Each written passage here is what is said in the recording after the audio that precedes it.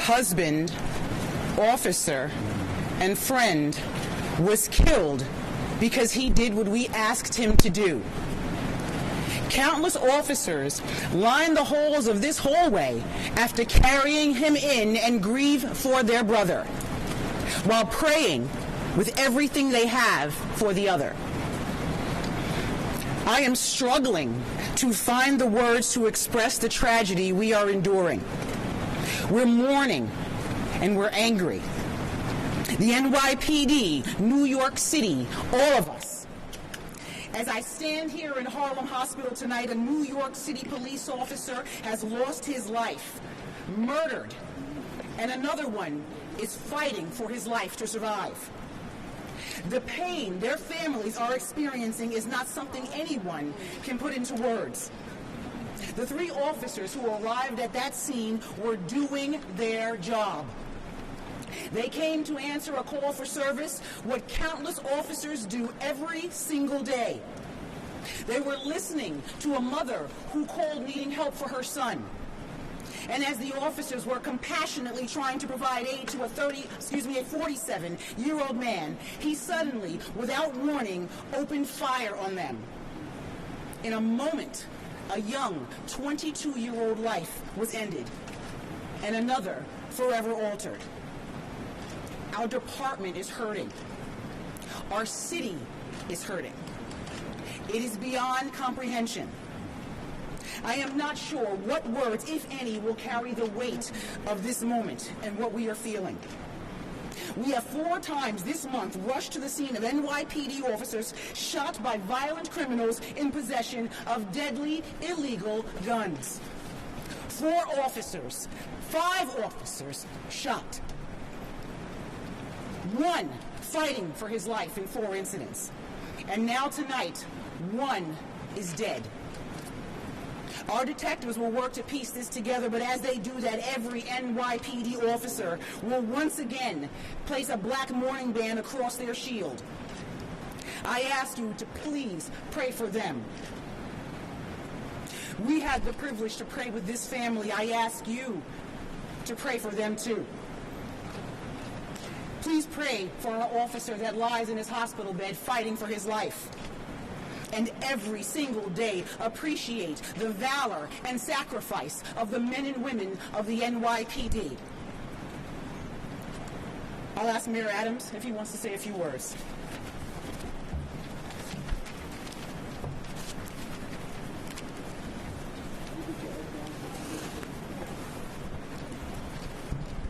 Normally, when we do briefings like this, it's just the police officials who stand at this podium. I did not want that tonight. I wanted everyone to be in the same room.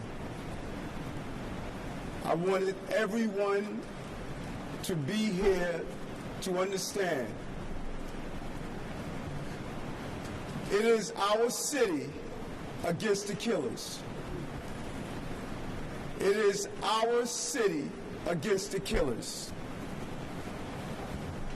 This was just not an attack on 3 brave officers. This was an attack on the city of New York.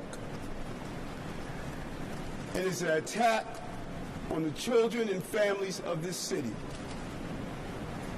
And we are not going to win this battle by dividing lines between us. We must save this city together. That is what we must do. An 11-month-old baby was shot just a few days ago. 5 officers were shot in this city. The unification of fighting this battle goes beyond the debate and rhetoric. It is time for us to save our city. And we are going to need everyone on the same page to accomplish this task. And let me be clear, there are no gun manufacturers in New York City. We don't make guns here. How are we removing thousands of guns off the street and they still find their way into New York City? In the hands of people who are killers, constantly carving highways of death, destroying our communities. We need Washington to join us and act now to stop the flow of guns in New York City and cities like New York. We're all witnesses. We have witnessed these murders, and we have witnessed the failure on the federal level to stop the flow of guns through this city. We are not going to live under the gun of dangerous people in New York City. We're going to honor the memory of this officer lost to gun violence by standing united against these killers and those who are arming them. They are co-conspirators to the violence that we are witnessing in New York City. No one will divide this city with their violence. In fact, they're going to unite us to come together and end this. We're going to find these guns, and we're going to find those who carry them and use them. We are committed to ending this violence. My heart goes out to these families who are experiencing such a traumatic experience. I go back to the days of thinking of Robert Venable, my close colleague who died in the line of duty. And I remember my mother calling because she was unsure if it was one of her sons who was a victim of that shooting. And even after she heard it was not Bernard or Eric, she still had to hold her breath because she knew one of our brother officers was slain.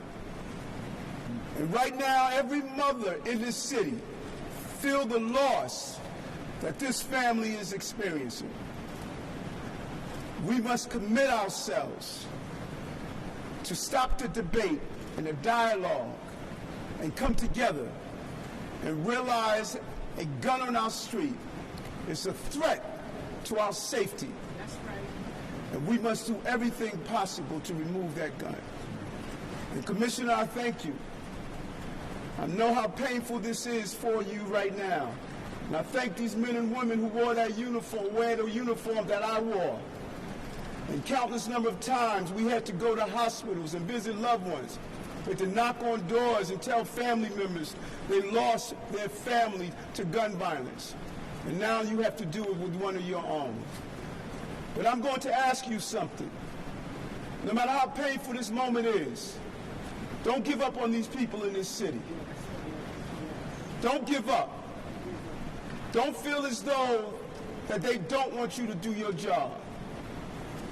Twitter and Instagram and social media, they're not the people you're protecting. They want you here to do your job. No matter who's the mayor, no matter who's the governor, no matter who's the elected official, you have done your job, and let's continue to do so.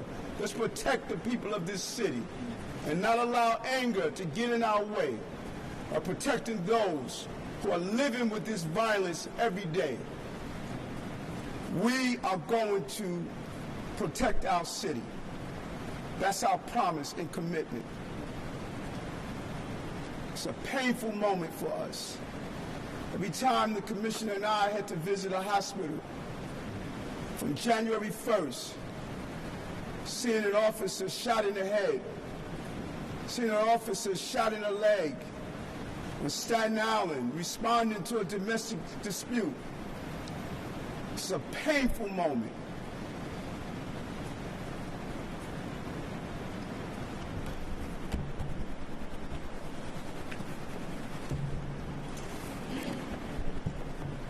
You know, as we ran into this hospital today, you don't know what to expect, and there were hundreds of police officers running down the street, dropping their cars on the corner, running to this hospital. They were running to this hospital because they just carried two brothers out of a hallway into this hospital to try to save their lives.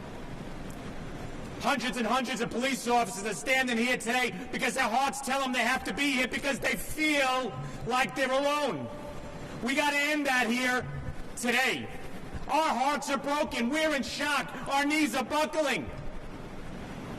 And we're angry because we've been here before. We're angry because we saw it coming. We're angry because we said it was going to happen, and it happened again. So tonight, you know, these police officers aren't going to sleep. They're going to be out in the street. They're going to do what they need to do. The ones that go home are going to put their heads on their pillow, and they're not going to sleep. And they're going to cry. Well, it's time the city cried with us, and we know they are. But you know what? We stand shoulder to shoulder by the tens of thousands to shoulder our brother. We carried our brother here. We'll shoulder him out this evening. We'll stand in the hallway and we'll pray for a family that's hoping their son, their husband, they come home. But it can't be just us. Yes, we will stand patch to patch and bury our brother. We will bow our heads in sadness. But we need you too. The streets can't just be full of New York City police officers at this funeral. The public has to come. The public has to send a message to anyone that dares to harm a New York City police officer. Not here, not now, not today, not to us. We're humbly asking you to come out and help us. Then when this is over, yes, a conversation, a real conversation, not like our heads are on backwards and we don't know what's going on. We need help. They need help. We need help. It's time to do it now. We're all looking to do it. Give us that help so we can help stop babies from being shot, stop the violence. The guns that are coming in, well, help us take them out of their belts so they never dare pull it again. You know what I'm saying? We all know what we need. It's right in front of us. So now we're going to unite.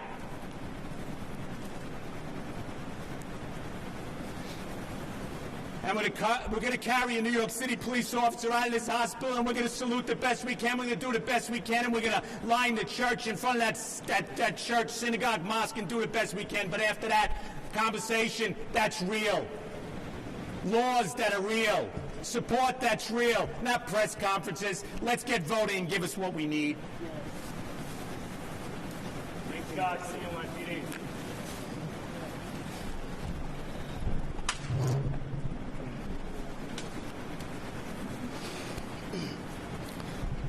Good evening. It's just a horrific day for the New York City and the NYPD, you know, and I just want to, you know, pray for the officer who's lost his life, the officer who's fighting for his life, and for the two families, you know, please, and for these officers who are out there doing the job every day. So I'm just going to walk you through the investigation.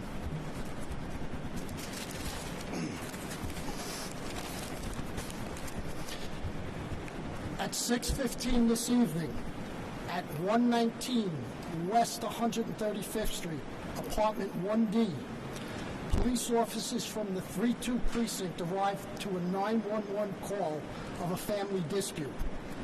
The 911 caller was a female who stated that she was disputing with her son. She mentioned no injuries and no weapons. Upon entering the apartment, the officers were met by that female caller and her son. After a brief conversation, the officers were informed that her other son, whom she was disputing with, was in the back bedroom. This apartment is an open one-bedroom apartment. As you walk in, there is a living room, a kitchen, and a 30-foot-long hallway that has a closet, a bathroom, and at the end, the bedroom. One officer remained with the two family members, while two other officers go to the back bedroom. This hallway is very tight and narrow. As our first officers approach the bedroom, the door swings open and numerous shots are fired, striking both officers, one fatally and one is here in Harlem Hospital in critical condition.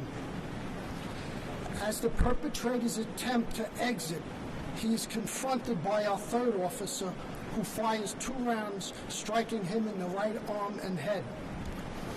Our perpetrator is LaShawn McNeil. He's a male, 47 years old. He has 1 prior arrest in New York City for a felony conviction of narcotics in 2003, in which he is on probation for.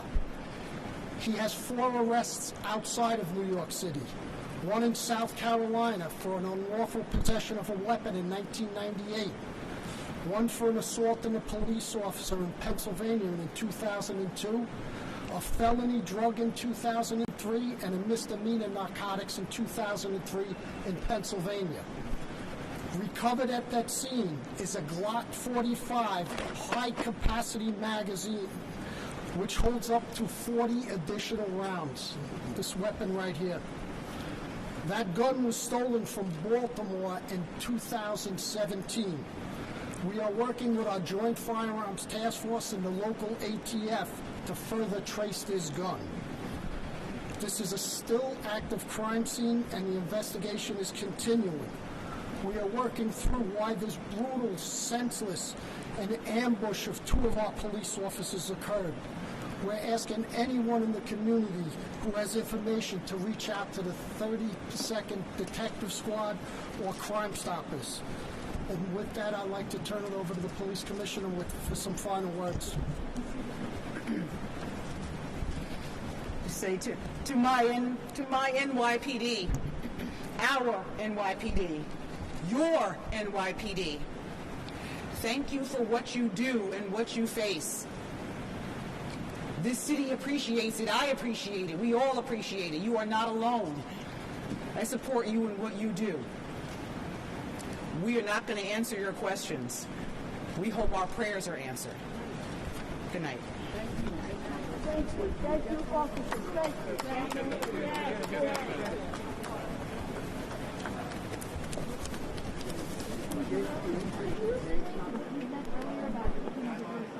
Not answering any questions.